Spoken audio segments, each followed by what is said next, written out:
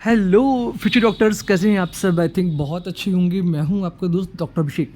दोस्तों, आप सबका ड्रीम है कि आप एक एमबीबीएस डॉक्टर बने, लेकिन इसी एमबीबीएस कोर्स में अब एनएमसी ने कुछ बड़े बदलाव किए हैं। तो मैं आपको इस वीडियो में इसी बदलाव को समझाने का प्रयास करूँगा।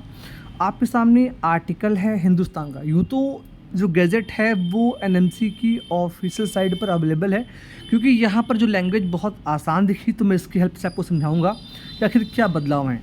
आप हेडलाइन देखिएगा, 9 साल में पूरा करना होगा एमबीबीएस, फर्स्ट ईयर के लिए मिलेंगे इतने वर्ष, नीट काउंसलिंग पे भी आदेश जारी। जी हाँ, यहाँ पर इस बार एनएमसी ने बड़े बदलाव जो किए हैं, उनमें सबसे बड़ा बदलाव ये है कि अभी तक जो बच्चे थे वो एमबीबीएस को कई बार कई सालों में करते थे। कोई बच्चा 10 साल लेता था, कोई 11 साल लेता था। इवन मैं अगर बात करूँ केजीएमयू की, तो हमारे कुछ सीनियर ऐसे थे जिन्होंने एमबीबीएस 18 to 20 ईयर में कंप्लीट किया।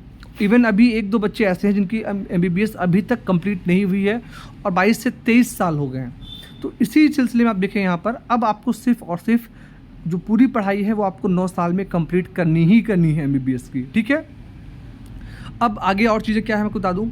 ये देखिएगा, बदलाव में बताया कि एमबीबीएस करने वाले छात्रों को प्रवेश तिथि से 9 वर्ष के भीतर पूरा करना होगा एमबीबीएस, जबकि उन्हें प्रथम वर्ष की परीक्षा उत्तीर्ण करने के लिए केवल 4 प्रयास मिलेंगे, यानी 4 अटैम्प्ट्स ही मिलेंगे आपको फर्स्ट एग्ज़ाम को क्रैक करने को लेकर। नॉर्मली एक रिसर्च में सामने आया, ये कहीं फैक्ट है, 60% बच्चे जो हैं फर्स्ट ईयर में उनको बैक आ जाता है और उसके बाद वो फिर से एग्ज़ाम देते हैं। तो अब जब आप नीट का रिज़ल्ट आएगा, आप नीट की काउंसलिंग कराएंगे, फिर आप एमबीबीएस कॉलेज जाएंगे, तो आपको थोड़ा सा ध्यान देना है फर्स्ट ईयर से ही।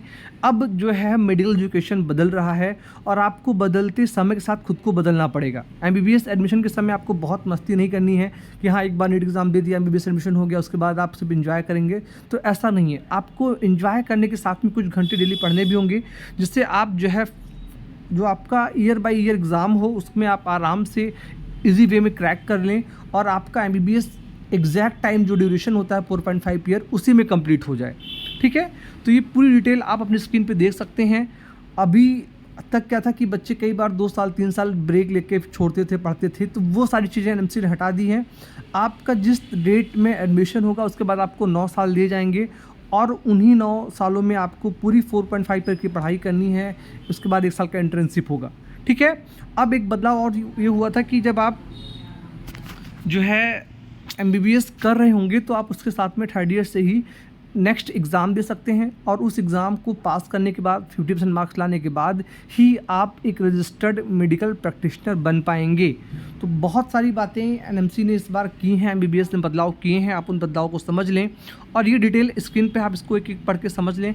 काफ़ी सारी चीज़ें बताई गई हैं। काउंसलिंग को लेकर भी नियम बनाया गया था कि इस बार जो है एक कॉमन काउंसलिंग होगी, जिसमें जो है एक ही काउंसलिंग बॉडी के अंदर आप रहकर नीट की ऑल इंडिया कोटा काउंसलिंग और स्टेट कोटा काउंसलिंग दोनों में अपेयर हो सकते हैं और उसी के जरिए आपको एमबीबीएस एडमिशन भी मिल जाएगा। तो मुझे उम्मीद है कि आप सबको वीडियो समझ में आ चुकी होगी। अगर हाँ तो प्लीज़ कमेंट कर दें, आपका क्या सुझाव है, आपके जो भी सजेशन है आप अपने कमेंट से में दे सकते हैं। इस छोटी सी वीडियो में तही आप सभी का बहुत बहुत धन्यवाद। Thank you so much. जय हिंद।